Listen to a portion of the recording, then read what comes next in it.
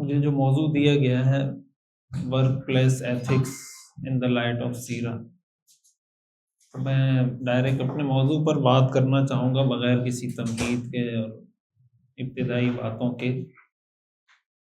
ایک بات شروع میں ہی عرض کرنا چاہوں گا کہ ہم جو قرآن کریم کی آیت پڑھتے ہیں لَقَدْ كَانَ لَكُمْ فِي رَسُولِ اللَّهِ أُسْوَةٌ حَسَنَةٌ، کہ تمہارے لیے رسول اللہ صلی اللہ علیہ وسلم کی ذات اسوہ حسنہ ہے، رول ماڈل ہے۔ بطور مسلمان ہمیں اس چیز کا یقین ہونا چاہیے، ہمارے ایمان کا حصہ ہے یہ کہ اللہ کے رسول صلی اللہ علیہ وسلم ہمارے لیے زندگی کے ہر شعبے میں رول ماڈل، ہر شعبے میں۔ ہمارے ہاں چونکہ دین کا بہت محدود تصور پایا جاتا ہے، اور میں اکثر میرا موضوع یہی رہتا ہے کہ کسی سے اگر آپ یہ پوچھیں کہ دیندار کی ڈیفینیشن کیا ہے، تو آپ کو کہے گا دیندار وہ ہوتا ہے جس کی داڑھی ہو، ٹوپی ہو، پگڑی ہو، جبہ پہنا ہو، ہاتھ میں تسبیح ہو، دو تین چیزیں اور ایڈ کر لیں، اس کو دیندار کہتے ہیں۔ ہمارے یہاں کہتے ہیں نا باشرہ ہے۔ کہیں اگر کسی کی بیٹی کا رشتہ آ جائے، بیٹی کے لیے حضرت تھانوی رحمۃ اللہ علیہ نے یہ بات لکھی ہے کہ ایک آدمی ہے اس کی داڑھی ہے، دوسرا ہے جس کی داڑھی نہیں ہے، لیکن جس کی داڑھی ہے وہ 2 نمبر آدمی ہے، جس کی داڑھی نہیں ہے وہ 1 نمبر آدمی ہے۔ آپ بیٹی کا رشتہ کس کو دیں گے؟ داڑھی والے کو دیں گے یا بغیر داڑھی والے کو؟ اب اس چکر میں کہ یار حضرت نے لکھا کہ لوگ مجھے کہتے ہیں کہ ایک دیندار آدمی کا رشتہ آیا اور ایک بے دین آدمی کا رشتہ آیا، تو بھائی داڑھی دین کا ایک حصہ تو ہے، نماز دین کا ایک حصہ ہے، روزہ دین کا ایک حصہ ہے، حج دین کا ایک حصہ ہے، اور اہم حصہ ہیں سب، لیکن یہ مکمل دین نہیں ہے۔ محدود تصور دین کا ہونے سے نقصان یہ ہوتا ہے کہ ہمیں اپنے مسلمان ہونے پہ بعض اوقات جو ایک ریالٹی ہے شرمندگی محسوس ہوتی ہے، کسی کو یہ بتاتے ہوئے کہ میں مسلمان ہوں۔ زبان سے کوئی یہ نہیں کہتا، جو احساسات ہیں اس کی بات کر رہا ہوں۔ ہمارے معاشرے میں جس طریقے سے جو چیزیں پروان چڑھ رہی ہیں اس کی وجہ کیا ہے؟ وجہ بیسک یہی ہے کہ دین کا تصور ہی نہیں پتہ، دین ہے کیا۔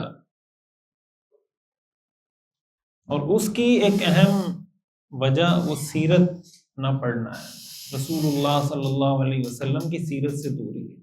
اب میں آپ کے سامنے کچھ مثالیں رکھوں گا تو آپ کے سامنے میں نے ابھی جو بات کی واضح ہو جائے گی کہ میں کہنا کیا چاہتا ہوں۔ مثال کے طور پر ورک پلیس ایتھکس کی ہم بات کرتے ہیں،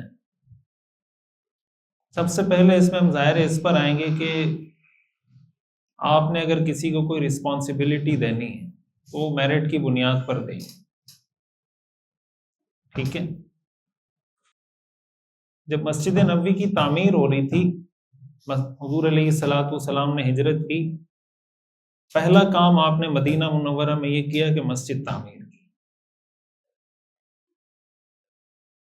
مسجد کی تعمیر میں آپ نے صحابہ کو بھی حکم دیا، خود بھی آپ اینٹیں بھی بنا رہے ہیں، گارا بھی بنا رہے ہیں، اٹھا اٹھا کے اینٹیں لے کر بھی جا رہے ہیں، کام بھی کر رہے ہیں۔ یہ خود ایک ایتھک ہے، یہ خود اخلاقیات کا حصہ ہے کہ لیڈر وہ نہیں ہوتا جو آرڈر چلا رہا ہوتا ہے۔ حضور علیہ الصلوۃ والسلام خود اینٹیں اٹھا اٹھا کے لے کے جا رہے ہیں۔ جب لیڈر خود کام کرتا ہے تو جو کارکن ہوتا ہے، جو اس کا ٹیم ممبر ہوتا ہے، وہ اس سے بڑھ کے کام کرتا ہے۔ اب یہ مسجد نبوی کی تعمیر کا کام چل رہا تھا، اتنے میں ایک صحابی ہیں حضرت طلق بن علی، یہ یمن سے آئے ملنے کے لیے پہلی دفعہ، فرسٹ ٹائم۔ انہوں نے دیکھا کہ حضور علیہ الصلوۃ والسلام بھی گارا بنا رہے ہیں، صحابہ بھی لگے ہوئے ہیں، یہ بھی لگ گئے وہاں بنانے، گارا بنانے میں۔ یہ اس کے ایکسپرٹ تھے کہ گارا کیسے بناتے ہیں، مٹی کو کیسے مکس کرتے ہیں، کیسے اس کو لیپتے ہیں، یہ اس کے ایکسپرٹ تھے۔ حضور علیہ الصلوۃ والسلام نے جب دیکھا کہ یار اتنی مہارت کے ساتھ یہ کام کر رہے ہیں، تو آپ نے فرمایا کہ قدم الیمامی من الطیر، اس یمامی شخص کو آگے کرو، تم لوگ پیچھے ہو، یہ کام اس کو کرنا، یہ جو کام ہے۔ اور آپ نے فرمایا کہ یہ جسم میں بھی مضبوط ہے، اور اپنے پروفیشن میں یہ جو کام جو اس کے ذمے لگایا وہ کام بھی اس کو اچھا آتا ہے، اس لیے یہ کام اس کو کرنے دو۔ اس میں ہمارے لیے کیا میسج؟ یہ سیرت ہے نا، سیرت ہے نا۔ اب مجھے بتائیں کہ حضور علیہ الصلوۃ والسلام کا یہ جو طرز عمل ہے، تو حضور علیہ الصلوۃ والسلام ہمارے لیے رول ماڈل ہیں، تو اس میں بھی رول ماڈل ہے نا کہ آپ نے کون سا کام کس کے ذمے لگانا ہے۔ اذان کا جب معاملہ ہوا، جب حضور علیہ الصلوۃ والسلام نے فرمایا کہ بھئی ہم نماز کے لیے لوگوں کو جمع کرنا چاہتے ہیں، کیا طریقہ ہو؟ صحابہ کرام نے مختلف رائے دی۔ کسی نے کہا کہ پہاڑ پہ چڑھ کے اعلان کریں کہ بھئی نماز کا ٹائم ہو گیا، آ جائیں۔ کسی نے کہا کوئی ایسے بانسری بجائیں زور سے، لوگوں کو آواز چلی جائے۔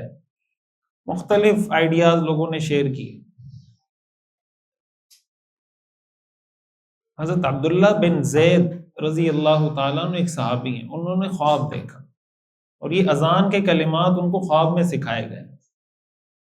نماز کے لیے ان کلمات کے ذریعے لوگوں کو بلائیں، اللہ اکبر اللہ اکبر، جو اذان کے کلمات۔ یہی خواب حضرت عمر رضی اللہ تعالیٰ عنہ نے بھی دیکھا، اور آ کر حضور کو بتایا کہ یا رسول اللہ، ہم نے رات کو خواب دیکھا ہے اور ہمیں یہ کلمات خواب میں بتائے گئے۔ آپ نے فرمایا یہ اصل نماز کے لیے ہم ان کلمات کے ذریعے بلائیں۔ اور آپ نے حضرت عبداللہ بن زید رضی اللہ تعالیٰ عنہ کو یہ فرمایا کہ تم جاؤ اور بلال کے پاس جاؤ اور یہ کلمات ان کو سکھا دو، اور ان کو کہے کہ وہ اذان دیا کرے۔ خواب کس نے دیکھا تھا؟ حضرت عبداللہ بن زید اور حضرت عمر بن خطاب رضی اللہ تعالی عنہ۔ اور اذان کی ذمہ داری کس کو دی؟ حضرت بلال۔ سوال پیدا ہوتا ہے نا، کیوں بھائی جس نے خواب دیکھا ہے سب سے زیادہ تو وہ مستحق تھے کہ وہ اذان دیتے۔ آپ نے آگے وجہ بتائی، آپ نے فرمایا فَإِنَّهُ أَنْدَى صَوْتًا، اس لیے کہ ان کی آواز بہت بلند ہے۔ بلال کو یہ کلمات سکھاؤ، کیوں؟ فَإِنَّهُ أَنْدَى صَوْتًا، اس لیے کہ ان کی آواز بلند ہے۔ اور اذان کا مقصد کیا ہے؟ زیادہ لوگوں تک آواز پہنچانا۔ تو جس کی آواز جتنی بلند ہوگی اتنا وہ اذان دینے کے لیے سمجھے میرٹ پہ پورا اترتا ہے۔ یہ میں نے 2 واقعات بتائے، ایسے اور کئی واقعات ہیں۔ اب اس میں ہمارے لیے میسج اور پیغام ہے یا نہیں کہ آپ نے کوئی بھی کام اگر کوئی اقربا پروری کی بنیاد پر، پارٹی بازی کی بنیاد پر، کسی بھی دوسری وجہ سے کہ وہ میرٹ پر وہ بندہ پورا نہیں اترتا، آپ یہ کہتے ہیں کہ بس چونکہ میرا رشتہ دار ہے، میرا دوست ہے، میرے ساتھ پڑھا ہوا ہے، بس اس کو جاب دینی چاہیے، اس کو یہ کام کرنا چاہیے،